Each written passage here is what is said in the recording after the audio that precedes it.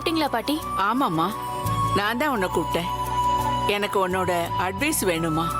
அட்வைஸா? அது என்னன்னாம்மா, என்னோட வயசு அதிகமாக ஆக எனக்குள்ள இருக்கிற மூளை கூட சின்னதாயிட்டே போகுது. அதான் உங்ககிட்ட அட்வைஸ் கேட்டா நல்லா இருக்கும்னு நினைச்சேன். விஷயம் என்னன்னு சொல்லுங்க பாட்டி. விஷயம் என்னன்னா, நம்மளோட வீட்டுக்கு ஊர்ல இருந்து முக்கியமான ஆளுங்கள்லாம் வராங்க. அப்புறம் அவங்களுக்காக என்ன பண்றதுன்னு எங்க 2 பேருக்கும் சுத்தமா புரியவே இல்லை. ஏன்னா எப்போ ஊர்ல இருந்து யாரு வந்தாலும் அவங்களுக்காக நாங்க காரக்குழம்பு, சாம்பார், பிரியாணின்னு தான் பண்ணுவோம். வேற எதுவும் ஸ்பெஷலா பண்றது இல்ல.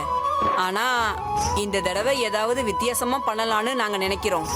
எங்களுக்கு செட்டிநாடு உணவை தவிர வேற எந்த ஐட்டமும் எங்களுக்கு செய்ய தெரியாது.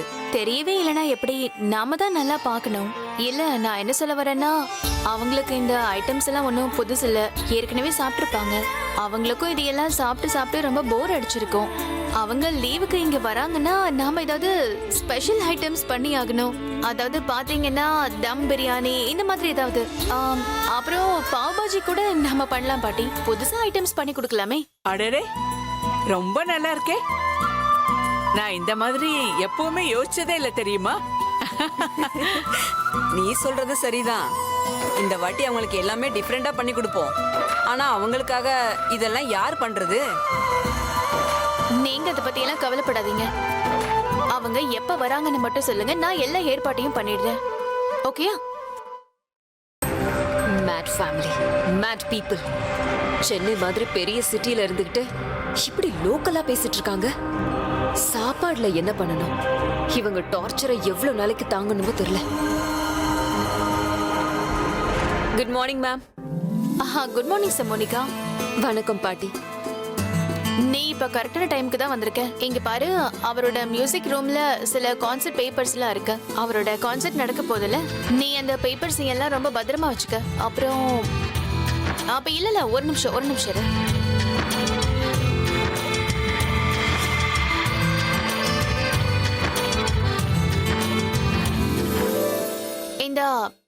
இந்த பேப்பர் இருக்குல்ல, இத மியூசிக் ரூம்லயே வச்சிரு. அண்ட் மியூசிக் ரூமையும் செட் பண்ணிடு. அவர் மீட்டிங்க்கு போயிட்டு திரும்பி வரும்போது மியூசிக் ரூம் ரெடியா இருக்கணும். நான் பாத்துக்கிறேன் மேம். நான் போய் குளிச்சுட்டு வந்துடுறேன். உன்னை இந்த வீட்டை விட்டு துரத்திட்டு அந்த அபிய கொல்லலாம் நினைச்சா என்ன இந்த வேலையில வாங்குற? என்னம்மா யோசிச்சுக்கிட்டு இருக்க? அது பாட்டி, நான் என்ன யோசிச்சுட்டு இருந்தேன்னா, நான் முதல்ல மேமோட ஒர்க்கை முடிக்கிறதா இல்ல சாரோட கதையை முடிக்கவான்னு யோசிச்சுட்டு இருக்கேன். அது சாரோட வேலையை முடிக்கவான்னு யோசிச்சுட்டு இருந்தேன். ஓகே, முதல்ல நான் மேமோட ஒர்க்கையை முடிக்கிறேன்.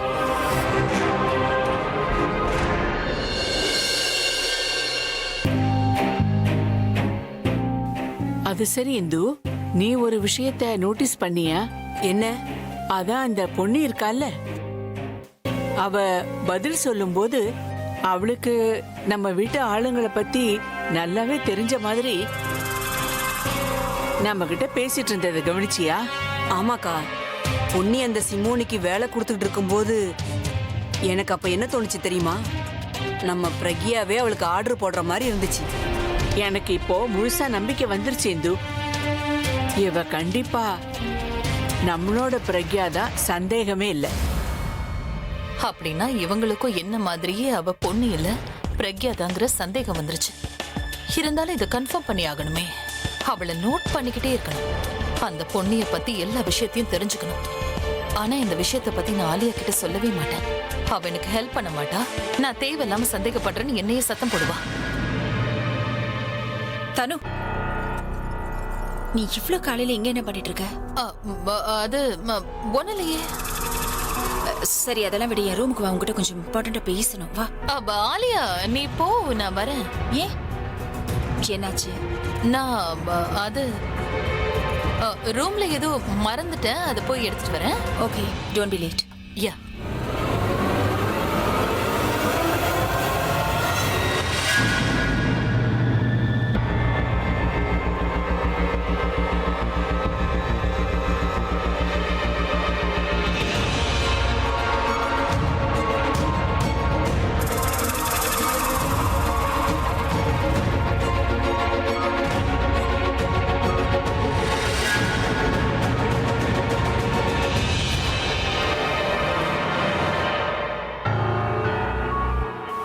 ஓ நல்லா இருப்பா. கடவுள் புண்ணியத்துல நீங்க 2 பேரும் இப்படியே சந்தோஷமா சிரிச்சுக்கிட்டே இருக்கணும். இன்னைக்கு நீங்க 2 பேரும் ரொம்ப சந்தோஷமா இருக்கீங்க. ஒருவேளை இந்த சந்தோஷம் வருங்காலத்துல நல்ல செய்தி சொல்றதுக்காக இருக்குமோ என்னவோ.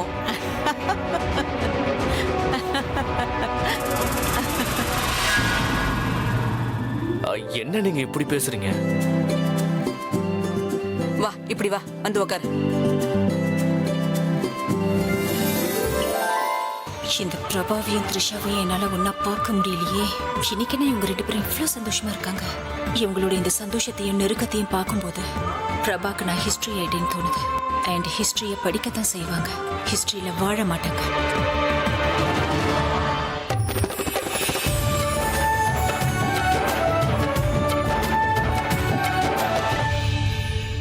யாருக்காக நான் எத்தனை நாளா வெயிட் பண்ணிக்கிட்டு இருந்தேனோ அவ என் கண்ணுக்கு முன்னாடியே இருந்திருக்கா. ஆனா இவதான் என்னோட குண்டச்சின்னு நான் நம்பவே இல்லை. இப்ப சர்டிபிகேட் கிடைச்சிருச்சு. இப்ப பிரக்யாவோட ஸ்டாம்பும் அடிச்சிட்டா, அதாவது நான் தான் உங்களோட பிரக்யான்னு அவ வாயால அவ சொல்லணும்னு நினைக்கிறேன். என்னங்க இன்னும் இங்கதான் இருக்கீங்களா? நீங்க டிஃபன் சாப்பிடாம கிளம்பிடுவீங்களோன்னு நினைச்சேன். நான் டிஃபன் சாப்பிட்டா என்ன, சாப்பிடாம கிளம்புனா உனக்கு என்ன? இல்ல இல்ல, நான் ஒன்னும் கவலைப்படல. அது பெரியவங்க சொல்லுவாங்கல்ல, முதல்ல வயிற்று சந்தோஷப்படுத்திட்டு அப்புறம் வேலைக்கு போகணும்னு. சரி ஓகே. நீ டிஃபன் சாப்பிட்டியா? இல்ல சாப்பிடல. ஏன்? அதுவா, நான் உங்களுக்காக வெயிட் பண்ணிட்டு இருந்தேன். ஏன் நான் கீழே வந்து என் கையால ஊட்டி விடணுமா? இல்ல, அது வந்து பாத்தீங்கன்னா பெரியவங்க சொல்லுவாங்கல்ல, யாராவது உங்க முன்னாடி நின்று இந்த மாதிரி திக்க ஆரம்பிச்சாங்கன்னா, அதாவது என்ன சொல்றதுன்னே தெரியாம முழிச்சாங்கன்னா அவங்க கண்டிப்பா பொய் சொல்றாங்கன்னு அர்த்தம். இல்ல நீ எதுவும் சொல்லாத, நானே எல்லாத்தையும் தெரிஞ்சுக்கிறேன். நீ எனக்கு ஒரு விஷயத்த சொல்லு, நான் சாப்பிடாம இருந்தேன்னா நீயும் சாப்பிடாம இருக்க, இதுக்கு என்ன அர்த்தம்னு எடுத்துக்கிறது? என்ன அர்த்தம் எடுத்துக்கிறதுனா என்ன அர்த்தம் எல்லாம் ஒண்ணும் இல்ல. இங்க பாருங்க, நான் இல்ல நீங்க தான் போய் சொல்றீங்க. உங்களுக்கு மீட்டிங் இருக்கா இல்லையா? சீக்கிரமா மீட்டிங்க்கு போங்க. அப்புறம் என்னாலதான் உங்க மீட்டிங் லேட் ஆச்சுன்னு கூட சொல்லுவீங்க.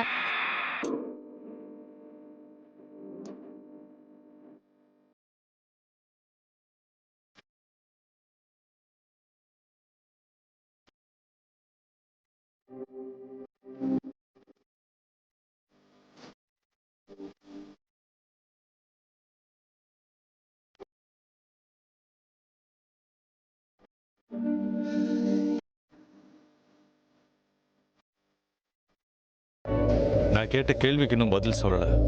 என்ன பண்றீங்க நீங்க? இந்த விஷயத்த நீ எப்போதுல இருந்தும் என்கிட்ட சொல்லிட்டு தான் இருக்க. ஆனா நான் தான் உன் பேச்ச கேட்கல. ஆனா இன்னைக்கு உன் வாயால நான் கேட்கணும்னு நினைக்கிறேன். என்ன? நீ தான் பிரக்யான்னு சொல்லு.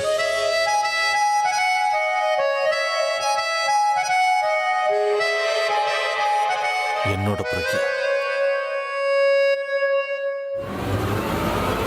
அபி பொண்ணிய பிரக்யானை கூப்பிடுறான். சொல்லு, நான் தான் உங்களோட பிரக்யான்னு சொல்லு. நீங்க யாருக்காக காத்துட்டு இருக்கீங்களோ அது நான் தானே சொல்லு.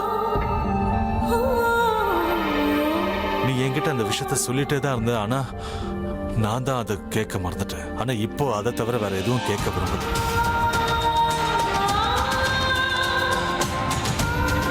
சொல்லு, என்ன நினைச்சிட்டு இருக்க? நீ உன் பேரை மாத்திட்டு நான் உன்னை கண்டுபிடிக்க மாட்டேன்னா? நீ எவ்வளோ கதை வேணாலும் சொல்லலாம், ஆனா நீ மாற மாட்டல்ல. இப்ப என்ன ஆச்சு? நான் உன்னை கண்டுபிடிச்சிட்டேன்ல. ஆனா வருத்தமான விஷயம் என்னன்னா, நான் உன்னை கண்டுபிடிக்கிறதுல லேட் பண்ணிட்டேன். அப்புறம் எனக்கு சந்தோஷமான விஷயம் என்னன்னா, நீதான் என்னோட பிரக்யா. இந்த விஷயத்தை என்கிட்ட யாரும் சொல்லல, என்னோட மனசு என்கிட்ட சொல்லிருக்கு. அப்படி போகுதா கதை? முதல்ல எனக்கும் அப்புறம் பாட்டிங்களுக்கும் தான் இவ பிரக்யாங்கிற டவுட் வந்துச்சு. இப்ப அபியே இவள பிரக்யான்னு கூப்பிடுறான். பிரக்யா விஷயத்துல அபி என்னைக்குமே தப்பா யோசிக்க மாட்டான். அப்படின்னா இவ பிரக்யாவே தான். இவ பிரக்யானா அந்த பொண்ணு என்னானா? ஒருவேளை அவங்க 2 பேரும் ஒண்ணு சேர்ந்துட்டாங்களா? ஓ மை காட், இந்த விஷயத்த ஆலியா கிட்ட சொல்லணும். இல்ல முதல்ல நான் இவ தான் பிரக்யாங்கிற விஷயத்த கன்ஃபார்ம் பண்ணியே ஆகணும். கம் ஆன், உனக்கு தான் தெரியும்ல நான் எவ்வளோ பெரிய டியூப்லைட்னு. இது ஆன் ஆகிறதுக்கு கொஞ்சம் டைம் ஆகும், ஆனா கண்டிப்பா ஆன் ஆயிடும். உனக்காக நான் எவ்வளோ நாள் காத்துக்கிட்டு இருந்தேன், எங்கெல்லாம் தேடினேன். இது எல்லாத்துலேயுமே நான் கொஞ்சம் அவுட் ஆஃப் தி வே போயிட்டேன். ஆனால் இப்போ எல்லாமே கரெக்டாக இருக்கு. என் பிரக்யா என் கண்ணு முன்னாடியே தான் இருக்கா. இதுக்கு முன்னாடி கூட நீ என்னை விட்டுட்டு போயிருக்கல்ல. நீ திரும்ப வந்தப்ப நீ பிரக்யாவா இல்லாம நீ ஹிட்லரா மாறி வந்திருந்த. அப்ப கூட நான் உன்னை கண்டுபிடிக்கிறதுக்கு ரொம்ப நாள் எடுத்துக்கிட்டேன். ஏன் நீ இந்த மாதிரி எல்லாம் பண்ற? ஏன் இந்த மாதிரி என் பக்கத்திலேயே இருந்தாலும் என் கூட இல்லாம விளையாடிக்கிட்டு இருக்க? அதனாலதான் சொல்றேன், இதோட இந்த நாடகத்தை விட்டுற. நானும் நிறைய விளையாடிட்டேன்ல. நீ வேற வழி இல்லாம பிரக்யாவா மாற வேண்டிய சூழ்நிலைய நான் உனக்கு ஏற்படுத்தியிருக்கேன்ல. நீ பிரக்யாவா மாறி என் கண்ணு முன்னாடி வந்துட்ட. நான் எப்படி? இப்போ கொஞ்ச நேரத்துக்கு முன்னாடி எனக்கு இங்க அடிபட்டுச்சுல, அப்போ நீ என்ன கேர் பண்ண விதம் இருக்கே. அப்புறம் உள்ள சேஞ்சிங் ரூம்ல நான் உன்னை வேணும்னே கீழே தள்ளலான்னு பார்த்தேன். அப்போ நீ என்ன திட்டின விதம் இருக்குல்ல. அண்ட் அப்போ நீ கீழே விழும்போது நான் உன்னை கைத்தாங்களா பிடிச்சேன்ல. அப்போ நான் உன்னை டச் பண்ண. உன் கண்ணை பார்க்கும்போது எனக்கு பொண்ணு இல்லை, என் பிரக்யா தான் தெரிஞ்ச. அப்புறம் எனக்கு கொஞ்சமா இருந்த டவுட்டை கூட இன்னைக்கு ஃபுல்லா கிளியர் பண்ணிட்டேன்.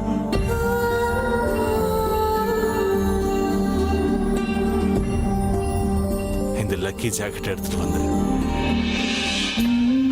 இப்போ நீயே என்கிட்ட சொல்ல, நீதான் என்னோட பிரக்யான்னு தயவு செஞ்சு சொல்லு பிரக்யா.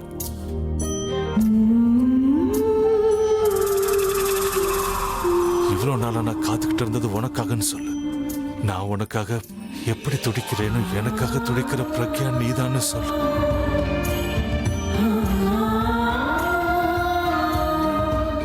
எதுவும் பேச மாட்டேங்கிற.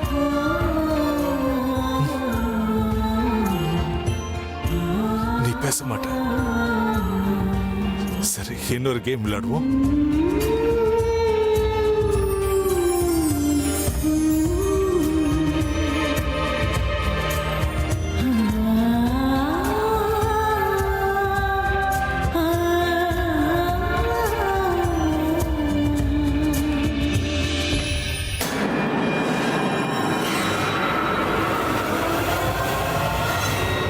உன் கதை முடிஞ்சதுதானே? அவளோட வாயை திறந்தா எல்லா விஷயமும் வெளியில வந்துடும். ஆனா ஏன் அவ இது வரைக்கும் உண்மையை சொல்லவே இல்லை?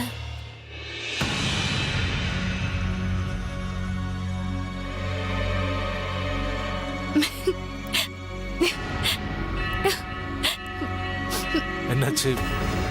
நீ ஏன் சிரிக்கிற? நான் சிரிக்காம என்ன பண்ணுவேன்?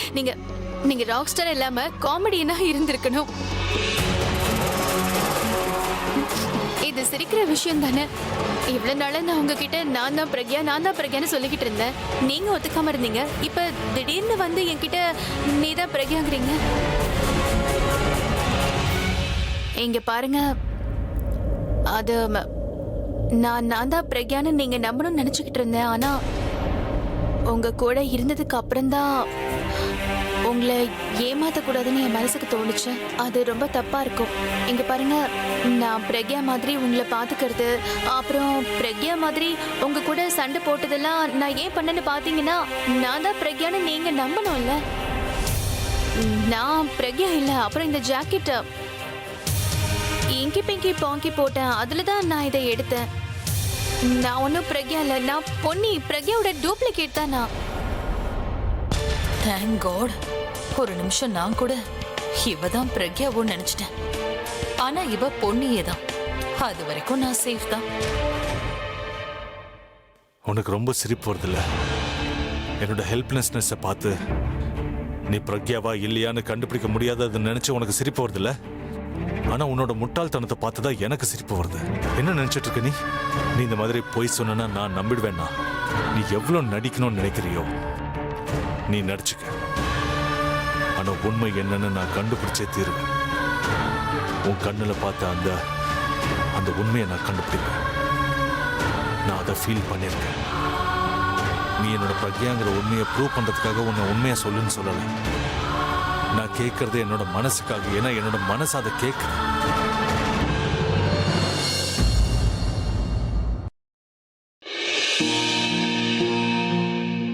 உனக்கு ஞாபகம் இருக்கா முத தடவை நீ என்கிட்ட ஐ லவ் யூ சொன்னப்ப நான் உன்னை தொட்டேன் பாத்தியா?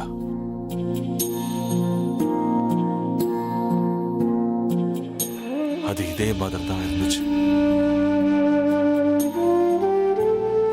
நான் முதல் தடவை உன்னை இவ்வளவு கிட்ட இருந்து உணரும் போது இதோ இப்ப பண்ண மாதிரி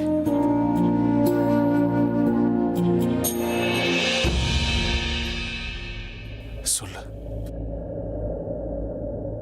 நீதான் என்னோட பிரக்யான்னு சொல்லு. நீ ஏன் பேச மாட்டேங்கிற? நான் பிரக்யா கிடையாது. இங்க பாருங்க, நான் இது வரைக்கும் உங்ககிட்ட போய் தான் சொல்லியிருக்கேன். நான் பிரக்யா இல்ல, இதுதான் உண்மை.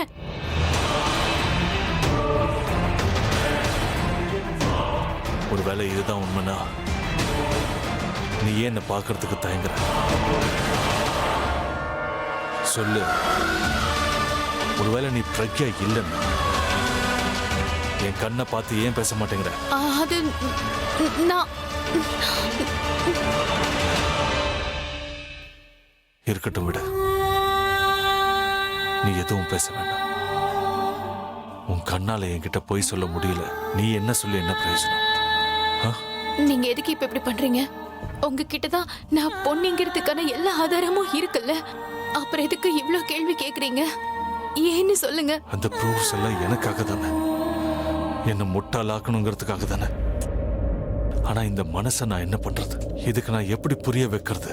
கண்ணு பார்க்கறது வேணா பொய்யா இருக்கலாம், ஆனா மனசு உணர்றது, என் மனசு நீதான் பிரக்யான்னு என்கிட்ட சொல்லிட்டு இருக்கு. நீ தயவு செஞ்சு ஒத்துக்கோ. உன் கண்ணு எனக்கு உண்மையை சொல்லிட்டு இருக்கு. அப்படி இருக்கும்போது நீ ஏன் போய் சொல்ற? நான் பிரக்யா கிடையாது. ஒருவேளை நீ பிரக்யா இல்லைன்னா நீ ஏன் இத்தனை நாளா என்ன பார்த்துக்கிட்டு இருக்க? ஒருவேளை நீ பிரக்யா இல்லைன்னா என்னை பத்தி ஏன் கவலைப்படுற? ஒருவேளை நீ பிரக்யா இல்லைன்னா என்னோட உயிரை காப்பாத்துறதுக்கு நீ உன் உயிரை எதுக்கு பணையம் வச்ச? எனக்காக என்னோட குண்டச்சி பண்ற விஷயங்களை நீ எதுக்காக பண்றன்னு சொல்லு. நான் பிரக்யா கிடையாது. என்னால உங்க கேள்விக்கெல்லாம் பதில் சொல்ல முடியாதுங்க. நான் உங்க பிரக்யா இல்ல, அதை மட்டும் சொல்லிக்கிறேன். ஓகே, சரி, ஓகே, நீ பிரக்யா இல்லைன்னு ஒத்துக்கிற. ஒருவேளை நீ பிரக்யா இல்லைன்னா உன்னோட ஹார்ட் பீட் ஏன் இவ்வளவு அதிகமாயிடுச்சு? அப்படியெல்லாம் ஒண்ணும் இல்ல. அப்படியெல்லாம் ஒண்ணும் இல்லைன்னா இது என்ன? ஏன் என்னோட ஹார்ட் பீட் ஏன் இவ்வளவு அதிகமா இருக்கு? அது ஏன்னா நம்ம ரெண்டு பேரோட இதய துடிப்பும் இணைஞ்சிருக்கு. ஒருவேளை நீ பிரக்யா இல்லைன்னா என்னோட ஹார்ட் ஏன் இவ்வளவு வேகமா துடிக்குது? அதே மாதிரி உன்னோட ஹார்ட் பீட்டும் ஏன் இப்ப அதிகமாயிட்டே இருக்கு? சொல்லு குண்டச்சி, ஏன் நீ என்னோட இந்த மாதிரி எல்லாம் பண்ணிட்டு இருக்க? காதலிக்கிறவங்க அவங்க மனசு கிட்ட தோல்வியை ஒத்துப்பாங்க. அப்புறம் ஏன் நீ ஏன் இப்படி பண்ற? ப்ளீஸ் ப்ளீஸ் ஒரு தடவை சொல்லு. என் மனசு உன் வாயால கேட்கணும்னு நினைக்குது. நீதான் ஏன் குண்டச்சின்னு கேட்கணும். ப்ளீஸ்.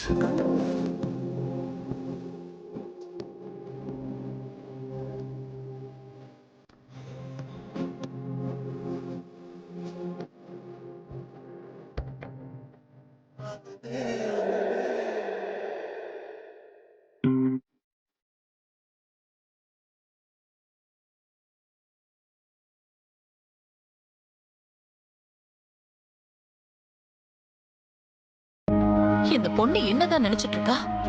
யார் அவ? ஏன் அவ ஐடென்டிட்டியை மறைச்சிட்டு இருக்கா? இவ பொண்ணியால பிரக்யாவா? ஓ காட், இதை யோசிச்சு எனக்கு பைத்தியமே பிடிக்கும் போல இருக்கு. அவ யாருன்னு நான் முதல்ல தெரிஞ்சுக்கணும். பொண்ணியால பிரக்யாவா?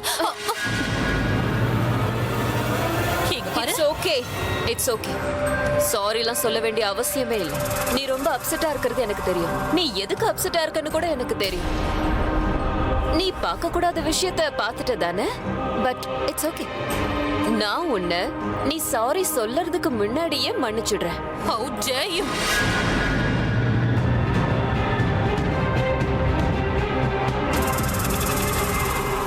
இந்த மாதிரி வேலையெல்லாம் வேற யார்கிட்டயாச்சும் காட்டு. போ, நீ ஆலியா கிட்ட போ. ஒருவேளை எனக்கு கோவம் வந்துருச்சுன்னா அப்புறம் உனக்கு அது நல்லது இல்லை.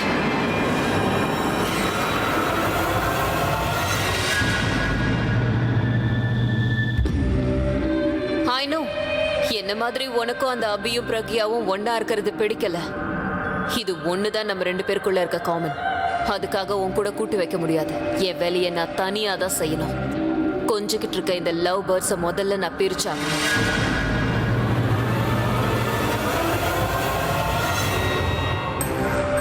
நீ என்ன என் காதல் கிட்ட இருந்து பிரிச்சுட்டு இப்போ இங்க உன் காதலியோட இவ்ளோ நெருக்கமா இருக்கிறத நான் பார்க்கணுமா?